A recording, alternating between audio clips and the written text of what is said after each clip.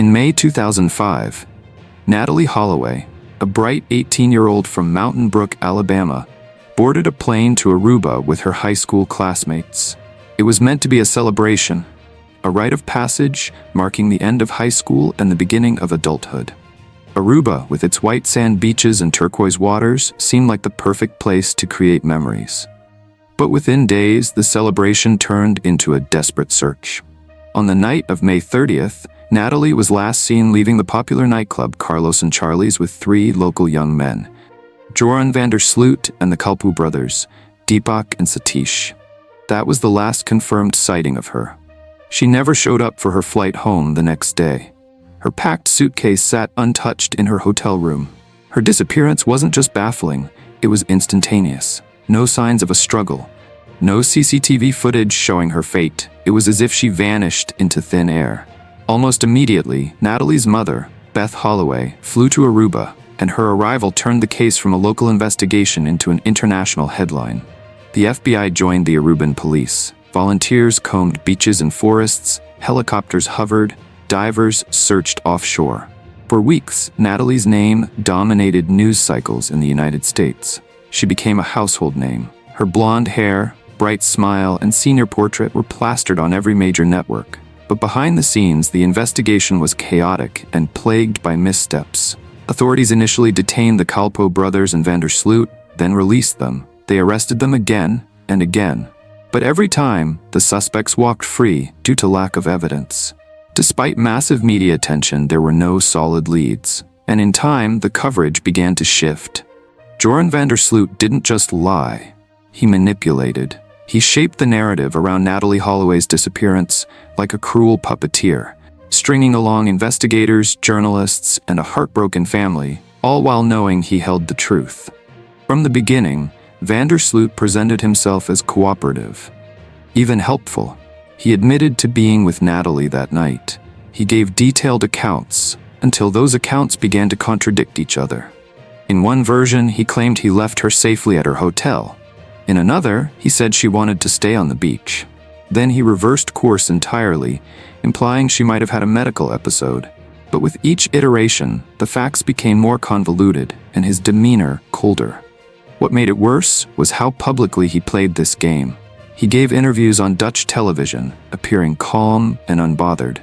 He changed his story live on air. At times, he even seemed to relish the attention, grinning through half-truths, as if Natalee's life and her family's agony were just plot points in a drama he controlled. And then came the 2008 undercover video. In it, secretly recorded by a Dutch crime reporter, Sloot casually claimed that Natalee had died in his arms, that he panicked and disposed of her body with the help of a friend. He sat there, unfazed, detailing what sounded like a spontaneous, gruesome cover-up. For a moment, it seemed like the truth had finally slipped out. But once the video aired, Sloot dismissed it all as a lie. He said he was high. He said he was trying to impress the man filming him. Just another version. Another twist. All the while, the Holloway family was left to decipher a maze of deception. Every new confession brought media attention, speculation, and fresh waves of emotional trauma, only to be retracted or contradicted within days. Joran Sloot wasn't just lying to stay free. He was lying to stay in control. And in the background, time kept passing. Years slipped by. Evidence grew colder. The trail faded. All while the man who likely knew exactly what had happened to Natalee lived his life, gambled in casinos, traveled internationally, and stayed just out of reach of real consequences. Until another girl, in another country, crossed his path. After nearly 2 decades of agonizing silence, shifting stories, and shattered hopes, the truth, or something resembling it, finally surfaced in 2023. Joran Sloot, the man long suspected of knowing what happened to Natalee Holloway, stood in a U.S. federal courtroom and admitted what many had feared all along. He killed her. But this wasn't a confession born of guilt. It wasn't a quiet moment of reckoning. It was a legal strategy. Sloot had been extradited from Peru, not for Natalee's murder, but for trying to extort her family. In 2010, he had offered to reveal the location of Natalee's remains in exchange for $250,000. Her desperate mother paid $25,000 up front. What she received in return was another lie. The location he provided led to nothing, just more dead ends, more cruelty. So when he sat in court in 2023, pleading guilty to extortion and wire fraud, he also agreed to tell the truth about what happened in Aruba. As part of the plea deal, he gave a chillingly detailed confession.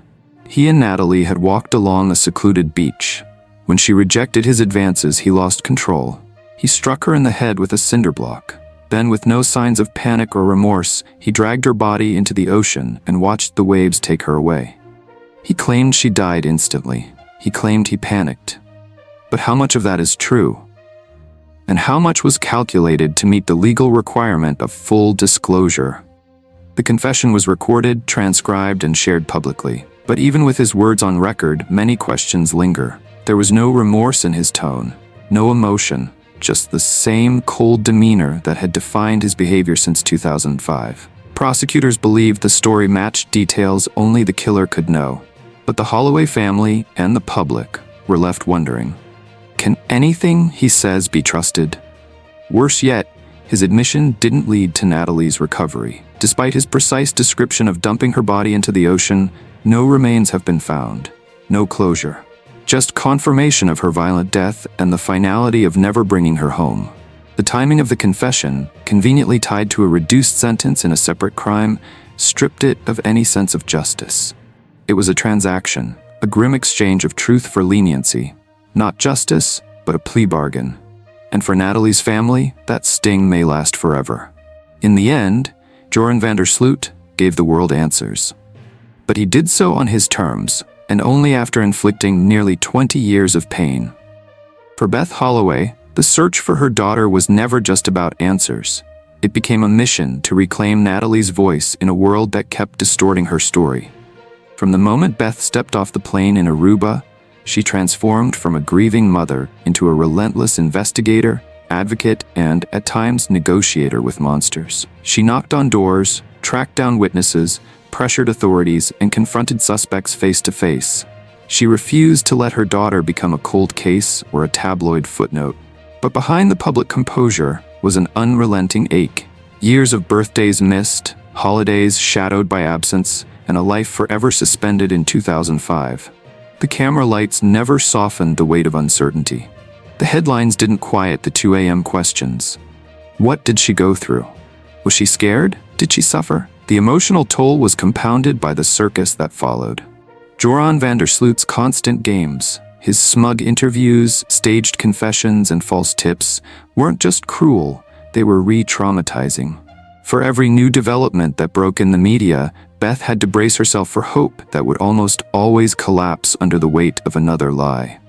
And yet, while Natalee's face became a symbol of loss and injustice, another uncomfortable reality began to surface.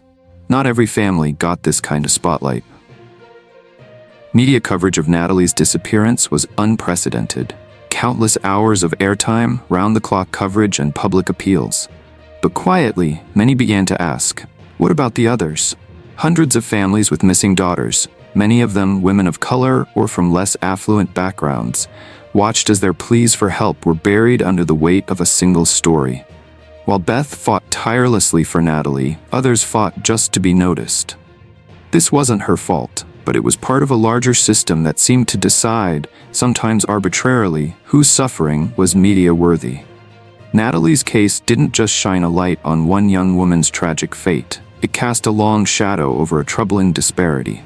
In a world where attention often equals action, who gets the microphone matters. And too often, that spotlight shines brightest on the stories that look, sound, and feel most familiar to the public and the press. The pain of losing Natalee was singular, but the silence that followed so many other disappearances revealed a collective failure, one that continues to this day. Today, Joran van der Sloot is serving time in Peru for the murder of Stephanie Flores. He's also been extradited to the US to face charges for the extortion plot against Natalee's family. His confession to Natalee's murder, though, came not as an act of remorse, but as a legal maneuver to lessen his sentence in the extortion case. To the Holloway family, it's a bitter end to a saga marked by deceit, delay, and emotional devastation.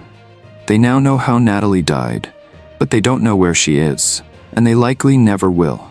The truth came, But justice, as Beth Holloway once said, came far too late and not nearly complete. Natalee's story is more than a true crime headline. It's a portrait of grief, a cautionary tale about trust, and a glaring light on the gaps in both the justice system and media ethics. It raises enduring questions. How can we prevent something like this from happening again? Why did it take a second murder before authorities truly acted against Sloot? And when will justice include not just the confession, but the compassion to bring a loved one home? If this story touched you, please consider liking this video and subscribing for more stories that dive beneath the headlines. Explore our channel for in-depth breakdowns of other mysteries. Your attention helps us keep these stories alive, and maybe, just maybe, helps others find the justice they deserve.